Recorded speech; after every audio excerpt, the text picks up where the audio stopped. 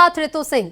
अपने बयानों को लेकर हमेशा चर्चा में रहने वाले बीजेपी विधायक रामेश्वर शर्मा का एक और बयान फिर चर्चा का कारण बन गया है, जहां उन्होंने हिंदुओं के 3 बच्चे पैदा करने की वकालत करते हुए हिंदुओं से 3 बच्चे पैदा करने की अपील की है।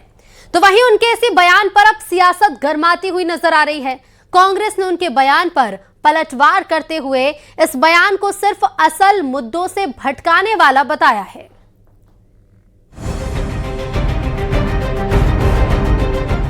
हिंदू पैदा करें 3 बच्चे, ये कहना है एमपी बीजेपी विधायक रामेश्वर शर्मा का।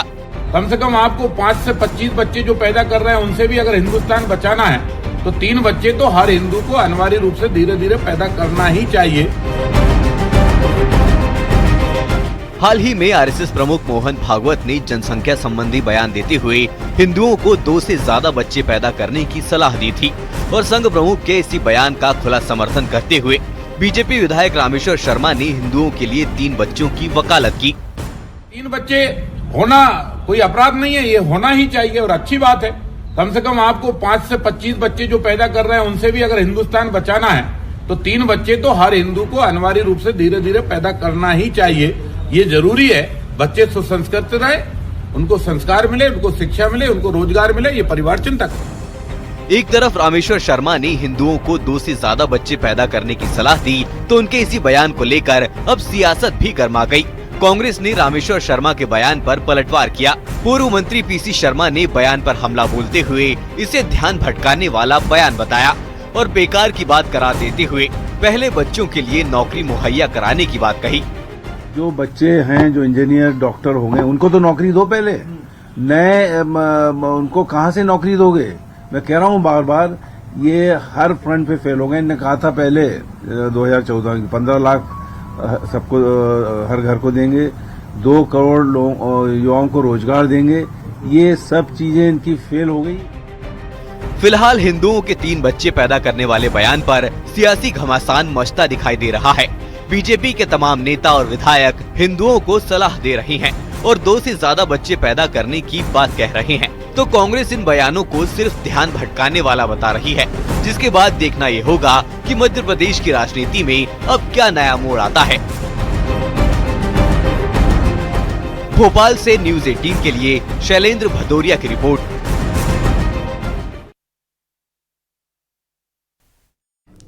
तो 3 बच्चों को लेकर दिए गए इस बयान को लेकर कांग्रेस की तरफ से प्रतिक्रियाएं भी सामने आने लगी और इसी पर आज हम करेंगे चर्चा। हमारे साथ कुछ मेहमान जुड़ रहे हैं। बीजेपी प्रवक्ता सचिन सक्सेना जी और कांग्रेस प्रवक्ता धर्मेंद्र शर्मा जी जुड़ गए। आप दोनों का बहुत स्वागत है न्यूज़ 18 पर। सचिन जी, सबसे पहले मैं आपसे पूछना चाहूंगी कि आप भी इस बयान का समर्थन करते हैं कि 3 बच्चे कम से कम हिंदुओं को पैदा करने चाहिए? सर, प्रथम तो इस बात को हमें समझना पड़ेगा कि ये सिर्फ रामेश्वर शर्मा जी ने कहा या संघ की तरफ से आया, ऐसा नहीं है। शास्त्रों में भी इसका उल्लेख किया। वैज्ञानिक दृष्टि से भी जब हम बात करते हैं तो एक सफल और विकासशील जो देश होता है उसके लिए 3 बच्चे अनिवार्य होते हैं।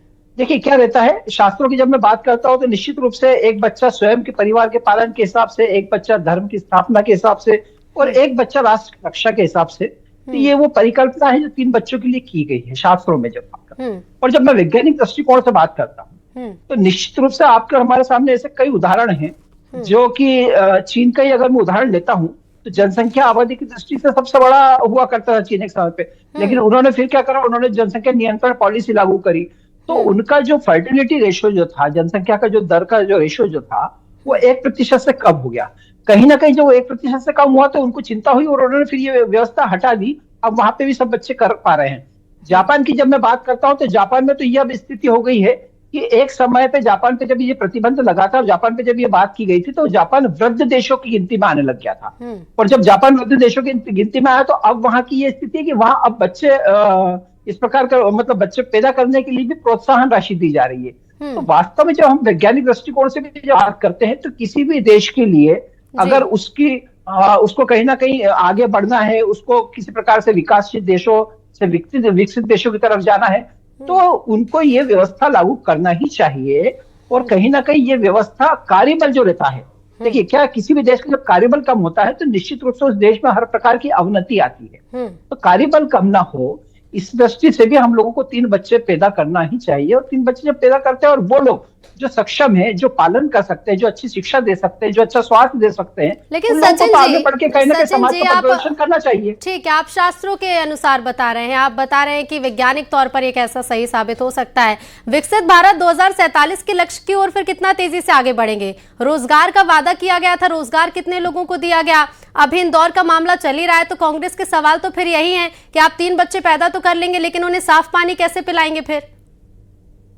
देखिए, ऐसा नहीं है। जब व्यवस्थाएं बनती है तो सभी के लिए बनती है, वो 2 बच्चों के लिए भी वही व्यवस्था बनेगी और 3 बच्चों के लिए भी वही व्यवस्था बनेगी। जब हमारी प्रतिबद्धता है कि हम अच्छा स्वास्थ्य दे सके, हम अच्छी शिक्षा दे सके, हम अच्छा रोजगार उपलब्ध करवा सके, हम अच्छी व्यवस्था तैयार कर सके, हम अच्छा इंफ्रास्ट्रक्चर दे सके आने वाली पीढ़ी को, ताकि कहीं ना कहीं बच्चे बाहर ना जाएं, तो ये सारी तो हम 2 बच्चों के लिए भी कर रहे हो, ये सारी चीजें 3 बच्चों के लिए भी होगी। एक बच्चा अधिक करने से, देखिए, अब मैं आपको एक बड़ा छोटा दृष्टिकोण बताता हूं कि जो हमारे भारत का जो फर्टिलिटी रेट, जो औसत जनसंख्या दर जो भारत की है, वो 2.1 है, जिसको रिप्लेसमेंट रेट जो बोलते हैं। लेकिन अभी वर्तमान में हमारे पास में कितना 1.9 है। तो बहुत सारी ऐसी स्थिति है कि अभी अब चूंकि मेडिकल उसमें वो बात चली जाएगी, लेकिन आज एक बच्चा भी हो पाना मुश्किल जाता है। कई बार IVF का सहारा लेना पड़ता है, कई बार विभिन्न कृत्रिम ऐसे उपचार योजना जिनका सहारा लेना पड़ता है। तो ऐसी स्थिति में जब 3 बच्चे जो सक्षम और कर सकते हैं, तो कहीं ना कहीं ये रेशो मेंटेन होगा, हर घर में नहीं, लेकिन हाँ, ये रेशो जो 2.1 का रेशो जो भारत के लिए आवश्यक है, उसको अपने आप में मेंटेन करना जरूरी है। और वो रेशो जब मेंटेन होगा तो ये सारी चीजें अपने आप चीजें सेटल होंगी, अपने आप चीजें सिस्टमेटिक होंगी। ठीक है, लेकिन कांग्रेस इस बयान को कैसे देखती है वो भी जान लेते हैं। धर्मेंद्र जी हमारे साथ बने हुए कांग्रेस प्रवक्ता है। धर्मेंद्र जी, आपकी क्या पहली प्रतिक्रिया इस बयान को लेकर? ये ऋतु जी नमस्कार, और आपके दर्शकों को भी और मेरे साथ बैठे सम्मानित मीडिया पैनलिस्ट को भी नमस्कार। देखिए, आज भारत विश्व में सबसे बड़ी जनसंख्या वाला देश है, और भारतीय जनता पार्टी के नेता, मंत्री, इनके प्रवक्ता बड़ी बेशर्मी से बोलते हैं कि हम जनसंख्या वृद्धि के लिए लोगों को प्रोत्साहित करेंगे। अरे खूब करिए ना साहब, आपकी सरकार है, 22 साल से प्रदेश में, 12 साल से केंद्र में। मध्य प्रदेश के जो युवा आज हैं, जो नौनिहाल आज हैं, जो नागरिक आज मध्य प्रदेश में निवास कर रहे हैं, उनको आप स्वच्छ पानी नहीं दे पा रहे पीने के लिए। पानी पीने से लोग अपनी जान से हाथ धो रहे हैं। मध्य प्रदेश के बच्चों को दवा की जगह जहर पिलाया जा रहा है। बच्चे दवा की जगह जहर पीकर मारे जा रहे हैं। आज मध्य प्रदेश किस हाल में आपने पहुंचा दिया। रोजगार यहाँ है नहीं, पढ़ा लिखा शिक्षित नौजवान सबसे ज्यादा बेरोजगार पूरे देश में अगर आप उठाएंगे तो मध्य प्रदेश में। आप कुपोषण की स्थिति आपने देखा होगा ऋतु जी, अभी एक रिपोर्ट छपी थी कि साउथ अफ्रीका के सबसे जो पिछड़ा राज्य है उससे भी पीछे मध्य प्रदेश निकल गया कुपोषण की स्थिति में। तो कुपोषण की स्थिति में आप फेल हैं। प्रशासनिक रूप से अगर देखा जाए तो आप देखिए, लगातार दलित, शोषित, वंचित, पीड़ितों पर अत्याचार हो रहा है। कभी किसानों को थार से कुचला जा रहा है। आज रोजगार नहीं, शिक्षा नहीं, स्वास्थ्य नहीं, पीने का पानी नहीं, वो छोड़िए स्वस्थ हवा आज देश में और प्रदेश में लोगों को नहीं मिल पा रही है। और आप बात कर रहे हैं जनसंख्या वृद्धि की। अरे जो जनसंख्या आज है, पहले उसको बेहतर व्यवस्थाएं, बेहतर शिक्षा, बेहतर स्वास्थ्य, बेहतर रोजगार के संसाधन उपलब्ध कराइए, तब तो आपकी बात को हम मानेंगे। और दूसरी, ये तो व्यक्ति का मामला है, किसको कितने बच्चे करने हैं। भाई ये आप के कहने से कोई 4 बच्चे, 5 बच्चे, 10 बच्चे थोड़ी करेगा। किसी की कैपेसिटी नहीं है, किसी की आर्थिक धर्मेंद्र जी, अब इसके पीछे की क्या मंशा है, क्या मायने, ये आगे देखना होगा। डॉक्टर विद्यापुरी जी भी हमारे साथ जुड़ गए, हिंदू धर्म गुरु हैं। अंबर जैदी जी भी जुड़ गए, सामाजिक कार्यकर्ता हैं। डॉक्टर विद्या, मैं आपसे भी पूछना चाहूंगी, क्योंकि इस बयान में एक और बड़ी बात कही गई है कि अगर 5 से 25 बच्चे पैदा करने वालों से देश को बचाना है तो 3 बच्चे पैदा करने होंगे। तो आखिर इस तरह से ये मेंशन करना क्यों जरूरी था? क्या मायने इसके देखती हैं बयान के आप? जहां तक मानना है प्रत्येक हिंदू को 3, तो क्या अगर 3 से ज्यादा भी होते हैं वो भी उत्तम है।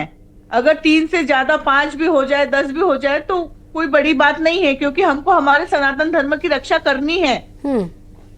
सिर्फ हम ये चाहते हैं कि अगर प्रत्येक हिंदू सनातनी है आज जल्दी ही पूर्व में ही विवाह कर ले, तो हो सकता है 20 से लेकर के उसकी जब तक 30-35 साल तक की आयु रहेगी तो 3 से 4 बच्चे उसको आसानी से हो सकते हैं। तो पर यही जो परंपरा बनी है आजकल, एक तो लेट शादियां हो रही है, उस चक्कर में जो एक उम्र रहती है बच्चे पैदा करने की, जो अच्छी प्रॉपर हेल्थ होती है वो चली जाती है। तो उसके पूर्व में मेरा तो ये इनका ये जो बयान है कि हर परिवार में 3 बच्चे होना चाहिए, मैं इनका रामेश्वर शर्मा जी का पूर्ण तरह से समर्थन करती हूँ। और रही बात, देखो आज से पहले भी घर में एक व्यक्ति कमाता था और 10 खाते थे। और लेकिन डॉक्टर विद्यापुरी जी आप कह रहे हैं कि सनातन की रक्षा करनी है तो 3 से भी ज्यादा बच्चे पैदा करने चाहिए, 5 बच्चे पैदा करने चाहिए। तो क्या जनसंख्या वृद्धि करने से सब कुछ ठीक हो जाएगा? शिक्षा पहुंच जाएगी 10 बच्चों तक, तमाम सुविधाएं पहुंच जाएंगी, अस्पतालों की सुविधाएं 10 बच्चों तक पहुंच जाएंगी? बिल्कुल पहुंच सकती है। आप एक चीज ये देखिए ना, हमारे जब से ये मोदी सरकार आई है, इन्होंने गवर्नमेंट जो कॉलेजेस है, गवर्नमेंट स्कूल, हॉस्पिटल्स हैं, यहाँ पे औषधि, जन औषधि केंद्र, कितनी सारी चीजें बना दी है इन्होंने। आप जब तक आप फैसिलिटी, आज हमारे ही बात करने जाए, हमारे मोहल्ले में ऐसी कितनी सारी लेडीजें हैं जो प्रेग्नेंट है और जो अपना ममता कार्ड से पूरा फायदा उठा रही हैं और पूरी तरह से लाभ ले रही हैं, उनको वैक्सीनेशन, उनको इलाज। आप हमारे उज्जैन में आके चरक हॉस्पिटल में देखिएगा पूरी। लेकिन डॉक्टर विद्या जी लेकिन फिर ऐसे मामले भी तो सामने आते हैं जहाँ सतना में बच्चों को HIV का इंजेक्शन लगा दिया जाता है, वो भी तो किसी का इकलौता बच्चा रहा होगा, वो भी तो किसी के 2 ही बच्चे रहे होंगे, या फिर वहां पर जरूरी था कि 5 बच्चे होने चाहिए थे तभी उनको बेहतर इलाज मिल पाता। जिन प्रसूताओं का, जिनकी डिलीवरी अस्पतालों के बाहर हो जाती है, जिनके गांव तक एम्बुलेंस नहीं पहुंच पाती है, तो क्या आप उन्हें ये कहेंगे कि आप 5 बच्चे पहले पैदा करिए फिर एम्बुलेंस आपके गांव तक जाएगी? आपको पूरी तरह से सतर्क होना जरूरी है। जब आपको यह चीज पता चल गया है कि आप गर्भवती हैं, तो आपको वो फैसिलिटी, वो व्यवस्था लेते आनी चाहिए। इतनी जागरूकता हमको गांव-गांव में जाकर के फैलानी है। व्यक्तियों की जागरूकता के साथ डॉक्टर विद्या जी मेरा मानना है कि जो सुविधाएं उन्हें दी जानी चाहिए, मूलभूत सुविधाएं देने की जिम्मेदारी जिनकी है, वो भी ध्यान रखें इस चीज का। आप जन जागरूकता की बात कर रही हैं, जन जागरूकता है जो संदेश भी दिया जाता है कि हम हमारे दो बच्चे पैदा करें, जनसंख्या वृद्धि को रोकने की तमाम बातें की जाती हैं, लेकिन अगर सुविधाएं नहीं मिल रही हैं तो उसमें किसी प्रसूता का क्या दोष है? अगर अस्पतालों में व्यवस्थाएं नहीं, उसमें किसी लेडीज का क्या दोष मानती हैं आप? ठीक है, अंबर जैदी जी भी हमारे साथ जुड़े हुए सामाजिक कार्यकर्ता है। अंबर जी, कैसे देखते हैं आप सामाजिक दृष्टिकोण से इस बयान को? कितना सही है कि कम से कम 3 बच्चे सनातनी पैदा करें? देखिए, अगर इसको साइंटिफिक और अदर रीजन से देखा जाए तो बात उनकी सही, लेकिन जिस तरह से बोला गया है वो बात सही नहीं है। मैं इस पर ये कहना चाहूंगी कि भारत की अगर हम कुल जनसंख्या देखें तो 140 करोड़ की लगभग आबादी है, और ये भी देखा गया है कि कुछ क्षेत्रों में जो हिंदू जनसंख्या है उसका अनुपात धीरे धीरे कम हो रहा है। 3 बच्चों से हम ये जरूर कह सकते हैं कि जो हिंदू समुदाय है उसमें जनसंख्या को स्थिर रखने में जरूर मदद मिल सकती है। और जैसे कि साध्वी जी ने भी कहा, जैसे कि हम जानते हैं कि नेशनल फैमिली हेल्थ सर्वे जो 5 हुआ था 2019-21 में, उसके अनुसार जो औसत विवाह की जो एज है वो उसमें बढ़ोतरी हुई है, और जो चाहे महिला है या पुरुष है वो देरी से शादी कर रहे हैं। तो इसमें बायोलॉजिकल फैक्टर्स भी हैं जिसमें फर्टिलिटी और सारी चीजें इन्फ्लुएंस हो रही हैं। और हालांकि वो बात अलग है कि लोग जो हैं अलग अलग मेडिकल मेजर्स और सारी चीजें IVF का इस्तेमाल करके बच्चे पैदा कर रहे हैं, लेकिन जनसंख्या हमारी एसेट है। हमें जनसंख्या को कम करने की आवश्यकता तो नहीं है, लेकिन हाँ, हमें ऐसा नहीं है कि हम आज बच्चे पैदा करना कम कर दें, कल हमारा हाल यूरोप या चाइना या फिर रशिया जैसे हो जाए। तो हम जिस तरह से चल रहे हैं वो बहुत बेहतरी की ओर हमारा देश जा रहा है, हमारी पॉलिसी बिल्कुल सही है। लेकिन जो आपने पॉइंट उठाया है फैसिलिटीज, क्योंकि हमारे जो रिसोर्सेज है वो लिमिटेड है, हमारी जो जनसंख्या है वो ज्यादा है, हमारी सरकार जो है स्किल पे काम करती है, चाहे जो महिलाएं हैं, जो प्रेग्नेंट महिलाएं हैं, उनकी हेल्थ से लेकर बच्चों की हेल्थ तक, और उनको न्यूट्रिशन से लेकर उनका पूरा मेडिकल और सारी चीजें उन तक पहुंचाना, हालांकि सरकार की योजनाएं हैं लेकिन उन तक पहुंचाना बहुत इंपॉर्टेंट है। और हम एजुकेशन और साफ पानी और सारी जो बेसिक्स हैं वो हम बेहतर करें, ये बहुत जरूरी है। क्योंकि जो आधिकारिक डेटा है उसकी अगर हम बात करते हैं नेशनल फैमिली हेल्थ सर्वे, उसके अनुसार तो लगभग जो 2% जो है वो फर्टिलिटी रेट गिरा है। तो भारत की कुल जनसंख्या जो है वो उसमें कमी तो आ रही है, लेकिन हमें यहाँ पे नियंत्रण की जरूरत नहीं है। और हम ये देखते हैं कि ये ऐसा नहीं है कि किसी समुदाय विशेष से इसका ताल्लुक है। मैं ग्राउंड पे काम करती हूँ, मैं ऐसे सैकड़ों हिंदू परिवारों को जानती हूँ जो झुग्गी झोपड़ी और बेचारे इस तरह के, उनके बहुत सारे बच्चे होते हैं। ये डिपेंड करता है कि आप किस इकोनॉमिक क्लास से आते हैं। उनके लिए बच्चे उनके एसेट होते हैं, बच्चे पैदा होते ही वो 2-4 साल के हो जाते हैं, उनको काम पे लगा देते हैं। तभी तो अंबर जी खुद का फैसला होना चाहिए ना। ये अगर कोई जनप्रतिनिधि जो जनता के लिए बोलता है, जनता के लिए काम करता है, अगर वो ही अपील कर रहे हैं, सवाल यही कि उनका अपील करना कितना सही है। ये परिवार का और ये पति पत्नी का डिसीजन होना चाहिए कि उन्हें 2 बच्चे करने हैं, 5 बच्चे करने हैं या फिर 1 बच्चा करना है। लेकिन अगर एक जनप्रतिनिधि इस तरह के सवाल खड़े करेंगे तो फिर विपक्ष भी सामने ये पूछने के लिए कि जो पहले के बच्चे उन्हें पहले नौकरी दे दीजिए, फिर जो बच्चे पैदा होंगे उनकी शिक्षा पर ध्यान दीजिएगा। अब सचिन जी आपके पास मैं आ रही हूँ, क्या इस तरह के बयान जो रामेश्वर शर्मा जी पहले भी दे चुके हैं, तो ये सिर्फ चर्चाओं में बने रहने के लिए बयान दिए जाते हैं इस तरह के? नहीं ऋतु जी, देखिए बहुत स्पष्ट ये है कि कोई भी जनप्रतिनिधि होता है, कोई भी सामाजिक कार्यकर्ता होता है, लोग कहीं ना कहीं अनुसरण करते हैं उनका। और उन्होंने एक अपील करी, उन्होंने अपनी बात कही है और हर व्यक्ति को अपनी बात कहने का अधिकार है। कोई कानून नहीं बन गया या कोई जबरदस्ती नहीं हो गई कि आपको करना ही है। निश्चित रूप से मदर फादर ही तय करेंगे कि उनको क्या करना, वो परिवार ही तय करेंगे कि उनको क्या करना है। लेकिन जो व्यवहारिक दृष्टिकोण अभी आज की तारीख में है, उसको लेके समय समय पे कोई संगठन होता है, कोई जनप्रतिनिधि होता है, कोई सामाजिक कार्यकर्ता, वो अपनी राय रखते हैं कि ठीक उसी प्रकार से है।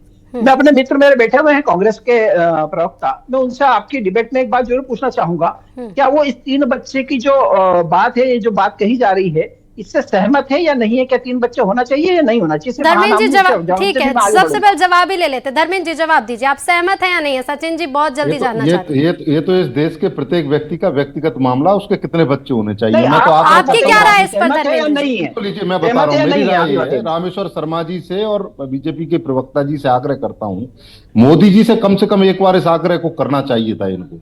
उन्होंने तो शादी करने के बाद बीवी को छोड़ दिया। धर्मेंद्र जी अभी जहाँ बात की गई वहां पर बात कीजिए, जहाँ बात की गई वो बात करिए आप। वो भी इसका अनुसरण करते तो अच्छा होता। आप बताइए सहमत है या नहीं? नहीं आप बताइए ना। नहीं आप मुझे बताइए, आपसे राहुल गांधी का करते इस बात का अनुसरण। मैं राहुल गांधी को बोलिए, लेकिन नहीं आप अपने नेताओं को तो बोलिए। मैं राहुल गांधी का भी उल्लेख कर सकता हूँ, लेकिन कांग्रेस पार्टी में शहनवाज हुसैन है, वो उनसे बोलिए वो घर वापसी करें।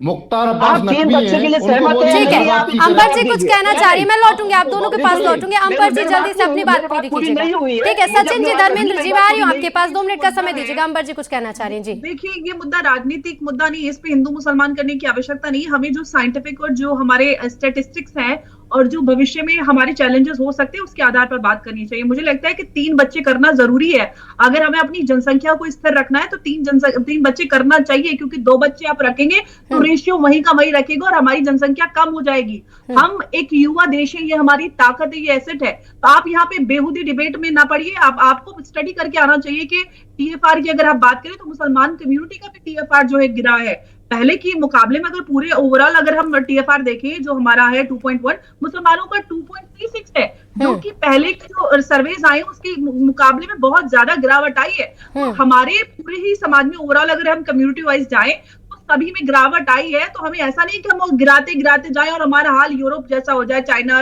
और रशिया जैसा, और हम फिर कहें लोगों के भाई बच्चे पैदा कीजिए आपको इंसेंटिव्स मिलेंगे, फिर लोग बच्चे ही ना पैदा कर पाए क्योंकि महंगाई इतनी ज्यादा है, लोगों के पास समय नहीं है। तो आप किस तरफ जाना चाहते हैं? आप और लोगों से तो सीखिए, कम से कम जो और देशों के एग्जाम्पल्स हैं हम बहुत सही दिशा में जा रहे हैं। महंगाई बढ़ाई गई है, बेतुकी आप डिबेट्स लेकर आ जाते हैं।